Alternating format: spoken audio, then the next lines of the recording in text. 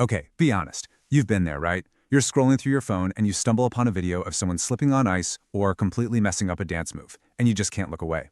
So why is that so entertaining? Let's get into it, because today we're breaking down this very common and, let's face it, very strange part of being human. I'm talking about everything from those endless viral fail videos to the huge dramatic meltdowns you see on reality TV. Millions of us are clicking on this exact same kind of stuff every single day. It can feel awkward, maybe even a little wrong, and yet we are glued to the screen. You know exactly the ones I'm talking about. That endless feed of quick, clumsy moments. Someone face-planting in the middle of a wedding. A cat just yeeting a priceless vase off a shelf. They are absolutely everywhere, and they rack up millions, sometimes billions of views. And it's not just the stuff people film for fun. Think about any public mistake that goes viral. A politician saying something ridiculous, a celebrity having a super cringy interview moment. Our attention is immediately hooked. And here's the weird part, isn't it?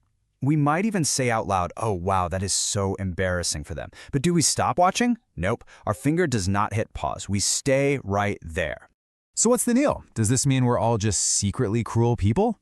Well, that's the big question we're going to tackle, and the answer, wow, it's a lot more complicated and honestly a lot more human than you might think. To really get to the bottom of this, we need to talk about one key idea from psychology.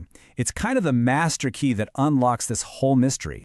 Yep, it's not just some vague, guilty feeling. Psychology actually has a specific name for this very specific feeling. And I bet you've probably heard it thrown around, even if you weren't totally sure what it meant. The word is schadenfreude. Now hold on, this doesn't mean you're a monster who enjoys seeing people suffer. It's way more subtle than that. It's that tiny, secret flicker of relief, that little voice in your head that whispers, oof, better than me. For just a second, their mess up makes us feel a little bit safer. All right, so schadenfreude is the what. But now let's dig into the why.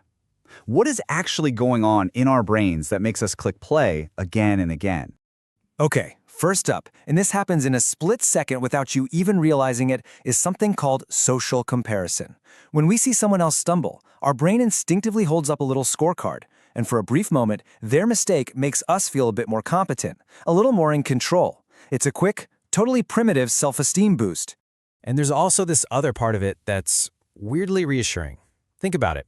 In a world where social media feeds are full of perfect-looking lives, fail videos are a powerful reminder that messing up is universal. It proves nobody's perfect, which actually makes our own fear of failure a little bit smaller. The third reason is pretty simple. It's a thrill with zero real-world risk.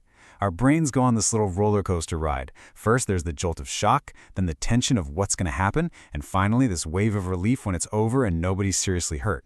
It's like an emotional fire drill, and our brains kind of love that kind of stimulation as long as we're watching safely from the sidelines. Now look, these are ancient human instincts. They've been around forever. But our modern world, the internet, oh man, it has poured rocket fuel on this fire. Let's talk about how the whole system is designed to amplify this exact behavior. This is where it gets a little sticky. Online platforms are designed for one thing, keeping your attention. And what grabs attention faster than shock or embarrassment? Pretty much nothing. So the algorithms learn fast. They see you pause on one fail video and they think, aha, they like this, and they start feeding you more. The more extreme the failure, the more attention it gets. We are literally being trained to click. Okay, I know. After hearing all that, it's easy to feel a little down on humanity. But enjoying this stuff doesn't automatically make you a cruel person. It makes you, well, human. This right here is the absolute key. Empathy. It's the line in the sand. Are we laughing with them at a silly, relatable mistake that we could easily see ourselves making? Or are we laughing at them in a way that crosses into real pain, humiliation, or suffering? One is mostly harmless fun, the other is something else entirely. And that's really the big takeaway here. Just understanding why you have this impulse gives you power over it. It lets you shift from a knee-jerk, subconscious reaction to making a conscious choice about the kind of stuff you want to watch and support. So now I'm going to turn the question over to you. Where do you draw the line? Do you think fail videos are just harmless fun, or has the whole thing gone way too far? Seriously, drop your thoughts in the comments below. I really want to hear what you think. And hey, if this explainer made you think a little differently, do me a solid and hit that like button. And of course, subscribe for more deep dives into the weird ways our minds work. Because at the end of the day, understanding these strange corners of human behavior is really all about understanding ourselves a little better. Thanks for watching.